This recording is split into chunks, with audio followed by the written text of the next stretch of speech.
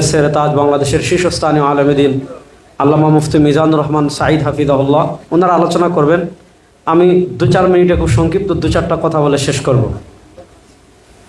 আল্লামা ইবনে খালদুন রহিমাহুল্লাহর কথা আমরা কম বেশি জানি। আল্লামা ইবনে খালদুন রহিমাহুল্লাহ সিয়াসাকে বলেন বা রাষ্ট্রকে বলেন 3 ভাগ করেছেন। একটা হলো সিয়াসাতুত তাবঈয়া, বা যেটা হলো আইয়ামে জাহিলিয়াতে গোত্র সিস্টেম ছিল, অর্থাৎ মানুষের তবিয়ত যার যেটা মন চায় এভাবে রাষ্ট্র পরিচালনা করা। আরেকটা তিনি করেছেন সিয়াসাতুল মুলকিয়া, মানে যেমন আমরা ডেমোক্রেসির কথা বলতে পারি, অর্থাৎ অধিকাংশ জনসাধারণ যেটা চায় সেই অনুযায়ী রাষ্ট্র পরিচালনা করা। আরেকটা হলো আল ইমারাতুল ইসলামিয়া অথবা আল খিলাফা।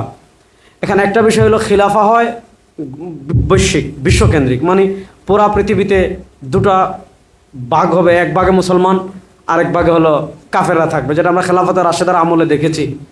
তো যেহেতু এখন বৈশ্বিক নানা কারণে এই মুহূর্তে একজন খলিফা মেনে মুসলিম উম্মার যে রাষ্ট্রগুলো আছে এগুলো ঐক্যবদ্ধ আপাত অসম্ভব। এজন্য আমরা আফগানিস্তানেও দেখেছি আমাদের তালিবানরা আল ইমারাতুল ইসলামিয়া ইসলামী রাষ্ট্র ঘোষণা দিয়েছে। দেখেন, আমাদের এই উপমহাদেশে ইসলামী রাষ্ট্রের একটা প্রবল আলোচনা এসেছিল 1947 সালে, যখন দেশ বিভক্ত হয়েছিল। পাকিস্তানের তো স্লোগানই ছিল তখন, পাকিস্তান কা মতলব কি লা ইলাহা ইল্লাল্লাহ। এই লা ইলাহা ইল্লাল্লাহ স্লোগানের উপরই দেশ বিভক্ত হয়েছিল। তখন আমাদের অনেক আকাবির মানে ইসলামী রাষ্ট্রের রূপরেখা দিয়েছিলেন যে ইসলামী রাষ্ট্র কেমন হবে। এবং এখানে একটা বিষয় আমি বলি, এখানে আজকের আলোচনায় এসেছে, আমরা ইসলামী রাষ্ট্রের আলোচনা আসলেই আমরা 1 নম্বরে চলে যাই হুদুদ, কিসাস, তাজিরাতে। যেমন আমাদের বর্তমান যে বাংলাদেশের যে মানে আদালত আছে, এটা 2 সিস্টেমে চলে। একটা হলো ফৌজদারি আর একটা হলো দিওয়ানি মামলা, এই 2 সিস্টেমে চলে। আর ইসলামে হলো হুদুদ, কিসাস, তাজিরাত। তো আমরা যদি ইসলামী রাষ্ট্রের আলোচনা যাই, প্রথমেই তাজিরাতের হুদুদের কথা নিয়ে আসে, যে হাত কাটা, প্রস্তরাঘাতে হত্যা করা, এবং এগুলাকে কেন্দ্র করে মুস্তাশরিকিনরা ইসলামকে একটা ভয়ঙ্করভাবে আমাদের কাছে কী করতে চায়, উপস্থাপন করতে চায়।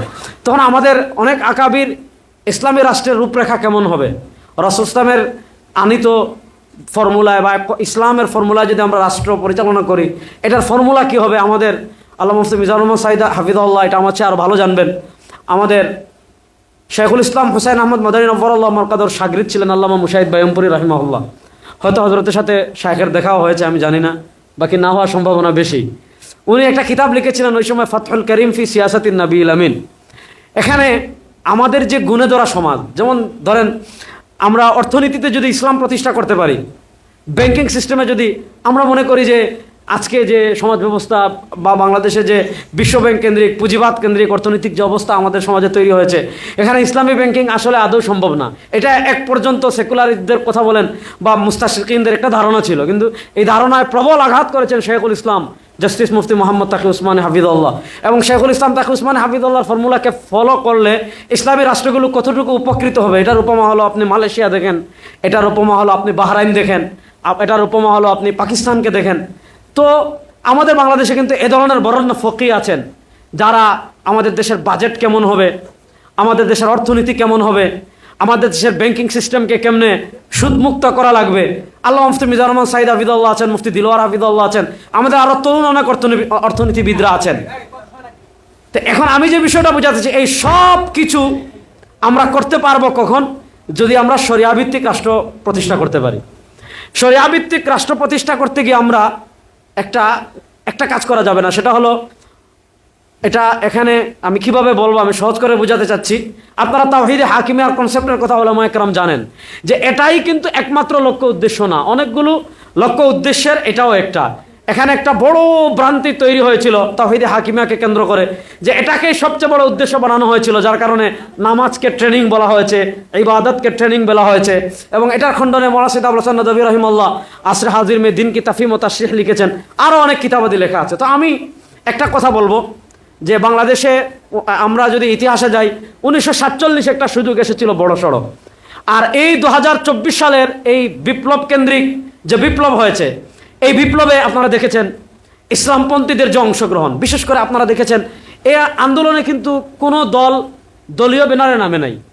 এবং আমাদের বাংলাদেশে বিভিন্ন গণনার শীর্ষ জাতীয় রাজনৈতিক নেতৃবৃন্দ যারা আছেন, কেউ কিন্তু রাজনৈতিক ব্যানারে রাজনৈতিক পরিচয়ে নামে নাই। ব্যতিক্রম ছিল ইসলামী আন্দোলন এবং শাইখে চরমোনাই। ইসলামী আন্দোলন কিন্তু এটা ইসলামী আন্দোলন যারা প্রবল সমালোচনা করে এবং ইসলামী আন্দোলনকে যারা পছন্দ করে না, শায়েখে চরমনাইকে যারা পছন্দ করে না, সবাই পছন্দ করবে ব্যাপারটা এমন না, এবং এটা আমরা প্রত্যাশাও করি না কারো কাছে যে সবাই শায়েখে চরমনাইকে বা ইসলামী আন্দোলনকে পছন্দ করতে হবে, এটা আমাদের প্রত্যাশাও না, আর এটা সম্ভব না দুনিয়াতে। তো প্রবল যারা সমালোচক তারাও কিন্তু এটা একদম শ্রদ্ধার সাথে বলে যে এই ইস্যুতে ইসলামী আন্দোলন দলীয়ভাবে শায়েখে চরমনাই তার সর্বোচ্চ সাহসিকতার পরিচয় দিয়ে যে কাজ করেছেন, তো এই কাজ তো আমরা করেছি। এখন আমরা এটা আমাদের একটা স্বভাব, এটা বলে আমি শেষ করছি, যে আমরা অনেক পরিশ্রম করি, অনেক ত্যাগ করি, অনেক কষ্ট করি, কিন্তু ফলাফল আমরা তুলতে পারি না, এটা আমাদের একটা বড় ব্যর্থতা। এজন্য আমি অনুরোধ করে শেষ করব যে আমাদের এই অংশগ্রহণের কারণে 1971 কি হয়েছে আসলে আমি জানি না, কিন্তু 2024 তো আমি শায়েখে চরমনাই যতদিন ঢাকা ছিলেন আমি সাথে ছিলাম। এমনও হয়েছে যে আমি যদি কিছুক্ষণের জন্য গিয়েছি, শায়েখ ফোন দিয়েছেন, তুই কই, তাড়াতাড়ি আয়, তো আমি তো কাছ থেকে দেখেছি। তো এই যে একটা দেখার কারণে আমার একটা সন্দেহ হয়েছে যে আসলে এমনও হতে পারে যে 1971 আমাদের ইসলামপন্থীদের ভূমিকা অনেক বড় ছিল এবং বাস্তবও ছিল। পটিয়া মুক্তিযুদ্ধের কেন্দ্র ছিল, চরমনাই মুক্তিযোদ্ধাদের আশ্রয় কেন্দ্র ছিল, এমন বহু ইতিহাস আছে। তো হয়তো এভাবে বিকৃত করা হয়েছে, ওই যুগে মিডিয়া ছিল না। তো এই যে আমরা একটা বিশাল ত্যাগ দিলাম, এবং আপনি দেখেন যতজন শহীদ হয়েছে আপনি তালিকা করেন, একজন শাহবাগীর নাম পাবেন না, একজন বামের নাম পাবেন না, একজন রামের নাম পাবেন না, সবার তালিকায় মুসলমান পাবেন যারা ইসলাম প্র্যাকটিস করে। আপনি হাসপাতালগুলোতে যান, যারা আহত হয়েছে একজন শাহবাগী পাবেন না, একটা নাস্তিক পাবেন না, সব ইসলামকে প্র্যাকটিস করে। তাহলে এত ত্যাগ, এত তিতিক্ষা, আমাদের নেতৃবৃন্দ ইসলামপন্থীদের এত ত্যাগের পর আমরা যদি এবারও ফসল ঘরে তুলতে না পারি, বাংলাদেশে আগামী 200 বছরে পারবো কিনা সন্দেহ আছে। এজন্য আমি এক কথা বলবো যে আমরা এখন একটা সময় আসছে যে একটা সময় আমরা অনেক কথা এখনো বলছি, আমার মাসলাকের ক্ষেত্রে আমি অটল, কোনো সন্দেহ নাই।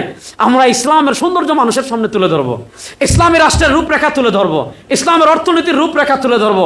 ইসলাম যদি আমরা যদি ইসলামী রাষ্ট্র প্রতিষ্ঠা করতে পারি, আল ইমারাতুল ইসলামিয়া প্রতিষ্ঠা করতে পারি, মানে সংখ্যালঘুরা কেমন অধিকার পাবে। আমি ওই দিন কাউসারি রহিমাল্লাহর বই পড়লাম, তিনি আকাল্লিয়াত সংখ্যালঘু ইসলাম কেমনে সংখ্যালঘুদের অধিকার দিয়েছে, ভাবে লম্বা আলোচনা করেছেন, 1400 বছরের ইতিহাস দেখিয়েছেন। ভারত উপমহাদেশে আপনি দেখেন আমরা যেভাবে সংখ্যালঘুদের নিরাপত্তা নিশ্চিত করেছি, পৃথিবীতে এরকম নজির কেউ নাই। এজন্য আমি উলামায়ে কেরাম, তালিবুল ইলম, ওনাদেরকে নসিহত করার মতো যোগ্যতা আমার নাই। বাকি আমি একটা কথা বলবো যে আমরা যার জায়গা থেকে এখন সময় এসেছে যে ইসলাম যদি রাষ্ট্রীয়ভাবে প্রতিষ্ঠা হয়, নাগরিকরা কি সুবিধা পাবে, সংখ্যালঘুরা কি সুবিধা পাবে। অর্থনীতি দেখেন, সুদমুক্ত অর্থনীতি যদি হয়, আল্লাহর আপনি একটা চিন্তা করেন কেমনে, যে সুদের সাথে যুদ্ধ ঘোষণা করেছেন আল্লাহ, একটা রাষ্ট্রের অর্থনীতির ভিত্তি হবে সুদের উপর, এই রাষ্ট্রের উপর আল্লাহর রহমত কিভাবে আসবে। আর যদি সুদমুক্ত অর্থনীতি হয়, অর্থনীতি কতটুকু এগিয়ে যাবে আপনার প্রমাণ দেখেন। আফগানিস্তান, বিশ্বব্যাংক তাদেরকে স্ট্রাইক দিয়েছে, পৃথিবীর কোনো রাষ্ট্র তাদেরকে স্বীকৃতি দিচ্ছে না, তারপর কতটুকু এগিয়ে গিয়েছে। এজন্য আমরা যার জায়গা থেকে যে যতটুকু পারি, বিশেষ করে আমরা যারা এগুলো ব্যাপারে ধারণা রাখি না, আমরা আল্লামা মুফতি মিজানুর রহমান সাইদ হাফিজুল্লাহকে আমি অনুরোধ করব যে তিনি শুধু আমাদের শীর্ষ মুরব্বী না, বাংলাদেশের শীর্ষ একজন মুরব্বী ফকি শেখুল ইসলাম তাকি উসমানী হাফিজুল্লাহর উনি সোহবত প্রাপ্ত। শেখুল ইসলাম তাকি উসমানী হাফিজুল্লাহ যেমন কঠিন সময় পাকিস্তান ওলামা একরামকে নেতৃত্ব দেন, দিক নির্দেশনা দেন। ইমারতে শরঈয়া আসলে মানুষের কাছে কি কি সৌন্দর্য ইসলামের ফুটে উঠবে, এই ব্যাপারে আপনার একটা গাইড তৈরি করেন, এই ব্যাপারে আপনার একটা ছোট পুস্তিকা বা কোনো একটা তৈরি করেন। আমরা ইনশাআল্লাহ জাতীয় উলামা মাশায়েখ আইম্মা পরিষদের মাধ্যমে আমরা আমাদের চ্যানেল ব্যবহার করে বাংলাদেশের প্রত্যেক ইমাম এবং বক্তার কাছে পৌঁছে দেবো ইনশাআল্লাহ। আল্লাহ রাব্বুল ইজ্জত ওয়াল জালাল আমাদের সবাইকে কাজ করার তৌফিক দান করুন ইনশাআল্লাহ। সময় আসছে, আমরা যদি ঐক্যবদ্ধ হয়ে যাই, বাংলাদেশে ইসলাম বিজয় হবে ইনশাআল্লাহ। আসসালামু আলাইকুম ওয়া রাহমাতুল্লাহ।